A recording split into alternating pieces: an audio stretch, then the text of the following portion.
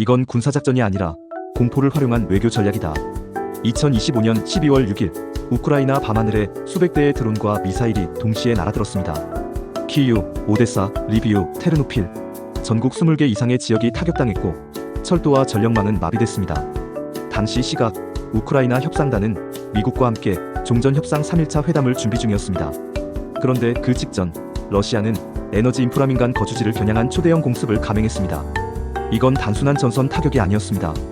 기사들은 말합니다. 러시아는 협상장을 흔들기 위해 폭격을 택했다. 전쟁을 끝내기 위한 폭력이 아니라 협상판을 설계하기 위한 공포였다. 그리고 이 메시지는 분명했습니다. 방공망으로 막지 못한다. 더 큰 고통이 온다. 협상 테이블에서 양보하라. 그날 밤은 단지 또 하나의 폭격이 아니었습니다. 이건 심리전과 외교전이 결합된 군사심리작전의 완전한 실험장이었습니다. 이전까지는 볼 수 없었던 새로운 폭력의 언어, 그리고 새로운 협상의 수단이었습니다. 2025년 12월 러시아는 협상 직전에 민간 인프라를 공격했습니다. 이건 단순한 폭격이 아니라 협상을 조종하기 위한 공포의 외교 전략이었습니다. 폭격이 아니라 협상판을 흔드는 구조적 위협이다.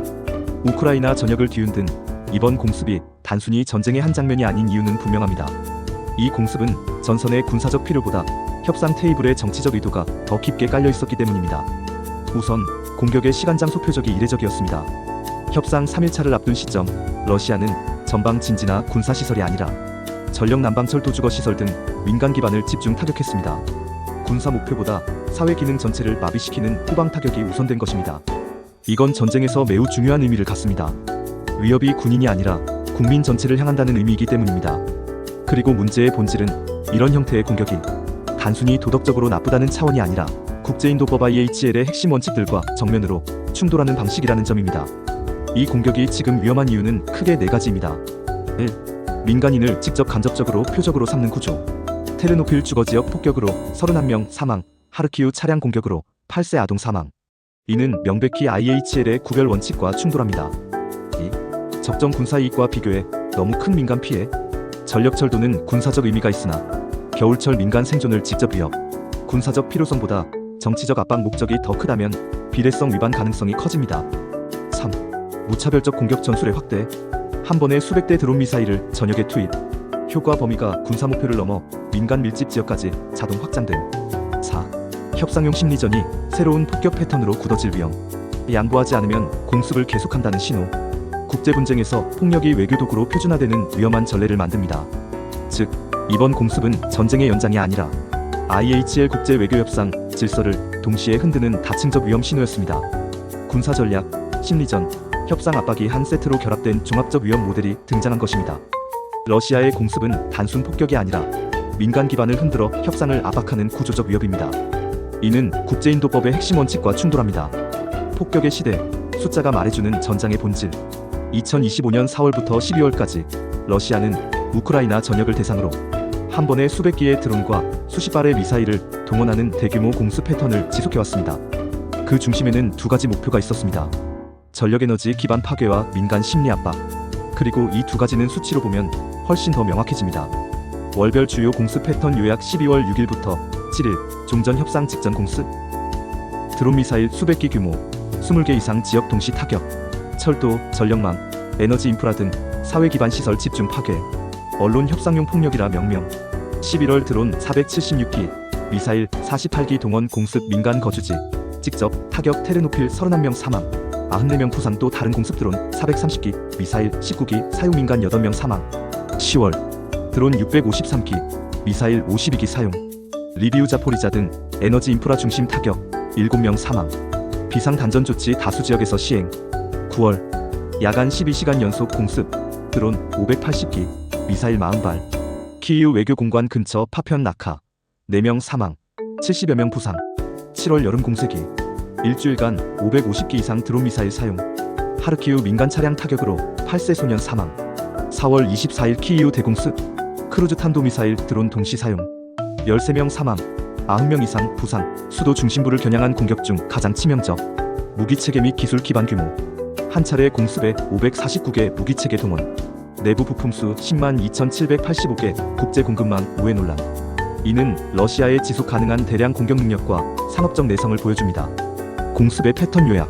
시기 드론 수량 미사일 수량 주요 피해 민간 사망자 12월 수백기 다수 전력철도 다수 미상 11월 476기 48기 주거시설 31명 8명 10월 653기 52기 에너지망 7명 9월 580기 40기 외교공관 근접 4명 7월 550기 미상 민간 차량 4명 1명 4월 다수 수도 중심 13명 이 공습들은 전선의 국지 전투와는 다른 구조를 보여줍니다. 민간 생존 기반을 겨냥한 광역 후방형 타격 그리고 협상 직전 야간장 시간 공격이라는 심리적 타이밍 전략이 반복되고 있다는 점입니다. 2025년 러시아는 한 번에 수백 대 드론과 수십 발 미사일로 민간 인프라를 반복 타격했습니다. 공습은 이제 단순한 무력 행사가 아니라 수치화된 심리전이 되었습니다. 심리전, 강압 외교, 그리고 IHL의 충돌 지점. 이번 러시아의 공습은 단순한 전장의 전술을 넘어 국제정치 이론 심리전 교리 국제인도법 프레임이 충돌하는 사례로 분석할 수 있습니다. 그 중심엔 세 가지 모델이 있습니다. 1. 강압 외교 코어시브 디플로머시의 정형화. 상대를 무릎 꿇게 만드는 것은 총이 아니라 총을 들고 있다는 사실이다. 러시아는 12월 6일부터 7일 공습을 통해 협상을 계속하고 싶다면 이 고통을 막아라는 구조적 메시지를 발신했습니다. 이는 고전적 강압 외교의 교범과 일치합니다. 선택적 위협 정밀하게 민간 기반 에너지 철도를 노림. 양보 유도 공습을 멈추게 하려면 당신 쪽이 먼저 양보하라는 논리. 통제 유지 실제 전면전 확대 없이 공포만 증폭. 이 방식은 군사적 승리보다 협상에서 유리한 프레임 장악에 가깝습니다. 2. 군사심리작전 모델 러시아는 이번 공습을 통해 우크라 국민 전체를 타겟으로 한 심리전 모델을 실행에 옮겼습니다. 그 방식은 정교했습니다. 야간장 시간 공습 반복 수면, 박탈 불안 누적 사회적 피로감 확산, 민간 차량 주거지 표적화 어디도 안전하지 않다는 메시지. 동시다발 대량 투사 방공망의 무력함을 각인시켜 무력감 유도. 이러한 방식은 전장의 군인보다 도시 속 민간인 정신 상태를 직접 겨냥합니다. 3. 국제인도법 IHL 프레임 전쟁 수행의 경계선. 국제인도법은 무력 충돌 시에도 반드시 민간인 보호라는 원칙을 지켜야 한다고 명시합니다. 이번 공습은 그 경계선을 넘나드는 방식으로 진행되었습니다. 구별 원칙 위반 가능성, 민간 차량 주거지 직접 타격, 비례 원칙 의심 군사 효과에 비해 민간 고통 과도, 무차별 공격 논란 수백 기 드론 수십 발 미사일의 대도시 투사, 심리전과 법적 경계 충돌 공포 유발 자체가 전략이라면 이는 테러화된 외교로 평가될 수 있음. 즉 러시아의 공습은 전통적 군사 전략이 아니라 국제법을 테스트하는 전쟁 심리전 실험이기도 합니다. 구조 요약 러시아 공습 3중 분석 프레임. 모델 핵심 요소 효과. 강압 외교 협상 직전 압박, 양보 유도, 협상 테이블 장악. 심리전 불안 공포 무력감 유발 전쟁 지속 의지 약화. 국제인도법 민간 보호 원칙과 충돌 전쟁 범죄 논란 가능성. 이번 러시아 공습은 군사 전략이 아닌 협상 압박용 심리작전이었습니다. 강압 외교, 심리전, 국제법이 동시에 충돌한 사건입니다. 이 공습은 전장을 위한 게 아니라 협상장을 위한 것이었다. 2025년 12월 초 러시아는 단일 공습으로 20개가 넘는 우크라이나 지역을 폭격했습니다. 단순히 전선을 돌파하기 위한 화력이 아니라 협상 테이블의 기울기를 조정하기 위한 수단으로 폭격을 사용한 것입니다. 이것은 하나의 오판이나 현장 판단이 아닙니다. 분석이 필요한 의도적 다층적 결정 구조가 존재합니다. 1. 협상 직전 공포 프레이밍 의도. 공습은 종전 협상 3일차를 앞두고 감행됐습니다. 표적은 전선이 아니라 전력철도 에너지 인프라 민간 시설. 이는 군사적 타격이 아니라 협상용 심리적 프레이밍 수단이라는 해석이 지배적입니다. 지금 양보하지 않으면 더 큰 공습이 온다. 방공망은 이미 뚫렸다. 국민들도 지쳤다. 이제 너희 차례다. 협상장에서 결단하라. 즉 협상 테이블에 들어가기 전 상대에게 느끼게 해야 할 감정이 절박함이었다는 것입니다. 2. 국제 여론 지지도 저하를 유도하는 전략. 러시아는 미국과 유럽 내부의 전쟁 피로감 증가를 파악하고 있었습니다.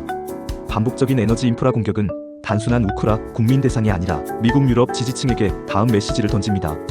이 전쟁은 끝나지 않을 것이다. 지원해봐야 공습은 계속될 것이다. 재정적 도덕적 비용이 너무 크지 않나? 이러한 전략은 지원국 내 분열과 회의감을 유도하는 외부를 향한 심리전이기도 합니다. 3. 내부 정당성 확보를 위한 선제적 충격 전술. 러시아 내부에서 전쟁 지속에 대한 피로감이 증가하면서 지도부는 내부 결속을 위한 우리는 지고 있지 않다는 증명이 필요해졌습니다. 드론 미사일 수백 기를 동시에 투사하는 기술 역화시, 상대 수도 외교 공관 근처까지 타격하는 정밀성 강조. 우리는 이 협상의 주도권을 쥐고 있다는 국내 메시지 발신. 즉, 공습은 외부 협상 압박인 동시에 내부 통치 전략의 일환이기도 했습니다. 4.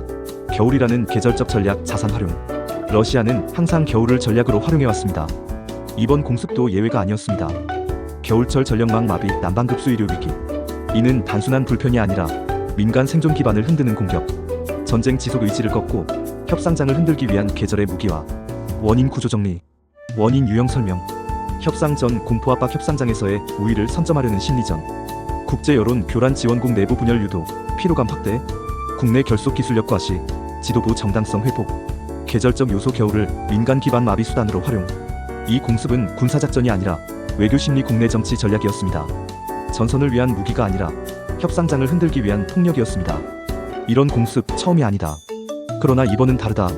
러시아의 2025년 12월 공습은 단순한 군사행동이 아닙니다. 그것은 폭력을 협상의 도구로 쓴다는 점에서, 그리고 민간 심리에 대한 정밀 타격을 시도했다는 점에서 기존의 사례들과 유사하면서도 더 위험한 전례를 남겼습니다. 이를 입증하기 위해 우리는 두 가지 축에서 사례를 비교할 수 있습니다. 1. 과거 사례. 시리아 내전 vs 러시아 공습. 항목. 시리아 아사드. 러시아 연합 우크라이나 2025년 공습. 목적. 반군 거점 파괴, 정권 유지, 협상 압박, 심리전. 수단. 민간 밀집 지역, 병원, 학교 공격, 에너지, 철도, 인프라, 민간 주거지 타격. 법적 논란. IHL 위반, 전쟁 범죄 혐의, 다수 IHL 핵심 원칙 위반 가능성 제기. 차이점. 내전 국지전 중심, 국제전 외교 심리전 결합형. 시리아 내전에서는 민간 시설에 대한 폭격이 자주 이뤄졌지만 그 목적이 국내 반군 진압에 집중되었던 반면, 이번 공습은 국제 협상 테이블을 조작하려는 외교 심리전이라는 차별점을 보입니다. 2. 냉전 이후 협상 압박형 무력 시위. 2008년 그루지아 전쟁. 2008년 러시아 그루지아 전쟁에서도 러시아는 무력 시위로 협상 테이블의 주도권을 확보하려는 움직임을 보였습니다. 당시 나모세티아 내 러시아계 주민 보호 명분. 공습과 지상군 동시 투입. 휴전 협상 직전 군사 확대. 그러나 이 역시 단일 국가에 제한된 국지전이었고 민간 시설에 대한 반복적 체계적 타격은 드물었습니다. 2025년 우크라이나 공습은 규모 심리전적 설계에서 전례를 넘는 수준입니다. 3. 공통점 vs 차이점 요약. 구분. 과거 사례. 시리아 그루지아. 현재 사례. 우크라이나 2025. 민간인 피해 높음, 매우 높음. 전술 목적. 국지전, 정권 방어 심리전, 외교 전략.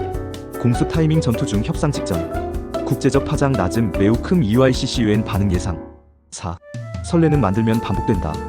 공습을 통해 협상을 조율하고 민간 고통을 외교 전략으로 사용하는 모델이 국제사회에서 효과적 전술로 받아들여진다면 그 이후 다른 국가들도 이 방식을 합법의 회색지대에서 반복할 것입니다. 이는 국제인도법 체계뿐 아니라 전후 질서와 외교 패러다임 자체를 위협하는 선례가 될 수 있습니다. 이번 러시아 공습은 시리아 그루지아 사례를 뛰어넘는 협상용 폭력이었습니다. 이 방식이 선례가 된다면 전쟁의 룰은 완전히 바뀔 수 있습니다. 폭격은 멈췄지만 위험은 아직 진행 중이다.